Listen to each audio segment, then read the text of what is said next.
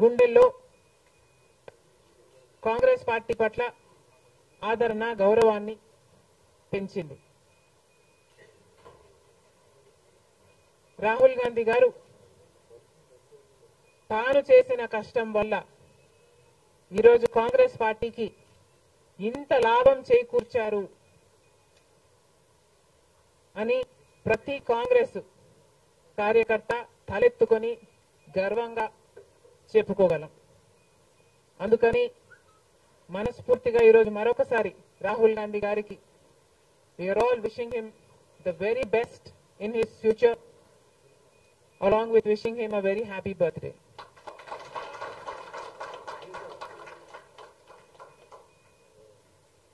अब की बार 400 पार అంది బీజేపీ పార్టీ. అలాంటి పార్టీ కూడా ఈరోజు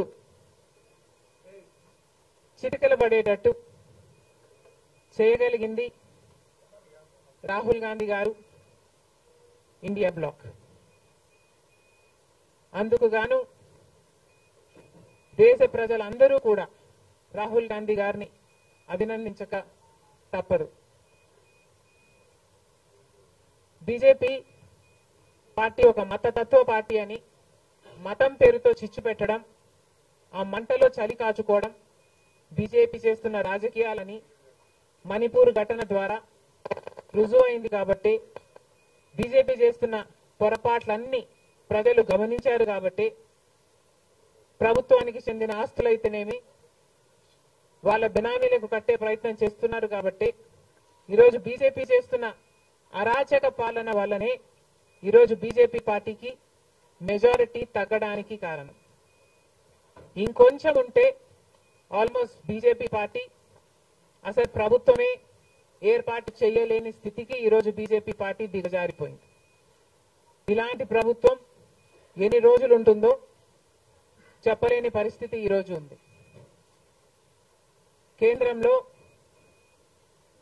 బీజేపీ పార్టీ అధికారంలో ఉంది అన్న మాటే తప్ప పవర్ మాత్రం ఈరోజు బీజేపీ చేతిలో లేకుండా పోయింది. ఎందుకంటే ఈరోజు బీజేపీ పార్టీ వాళ్ళ స్ట్రెంగ్త్ కోసం ఇతరుల మీద డిపెండ్ అయ్యే పరిస్థితి ఈరోజు బీజేపీ పార్టీకి కల్పించడంలో కాంగ్రెస్ పార్టీ, రాహుల్ గాంధీ గారు, ఇండియా బ్లాక్ సక్సెస్ అయ్యారు. దేశవ్యాప్తంగా ఇది పరిస్థితి అయితే ఇక రాష్ట్రంలో చంద్రబాబు గారు కూటమి, పవన్ కళ్యాణ్ గారు బీజేపీతో కలిసి ఇక్కడ ప్రభుత్వం ఫామ్ చేయడం జరిగింది.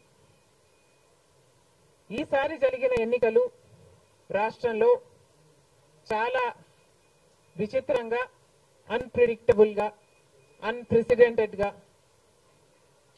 ఈ ఎన్నికలు నిలిచాయి. కారణం ఏమిటి అంటే ప్రజలు చాలా డిసిసివ్ గా ఒక నిర్ణయం తీసుకున్నారు. మాకు మార్పు కావాలి అన్న నిర్ణయం ప్రజలు తీసుకున్నారు. కాబట్టే ఈ ఎన్నికలు ఒకే డిసిషన్ మీద ఆధారపడి జరిగిన ఎన్నికలు.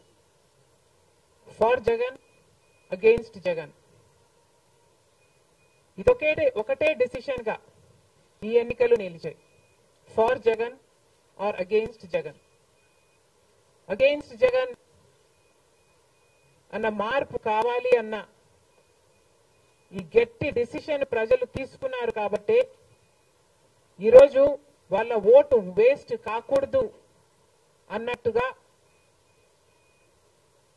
చాలా డిసిసివ్ గా they voted with a vengeance for change. ఇది అవునన్నా కాదన్నా ఇది వాస్తవం.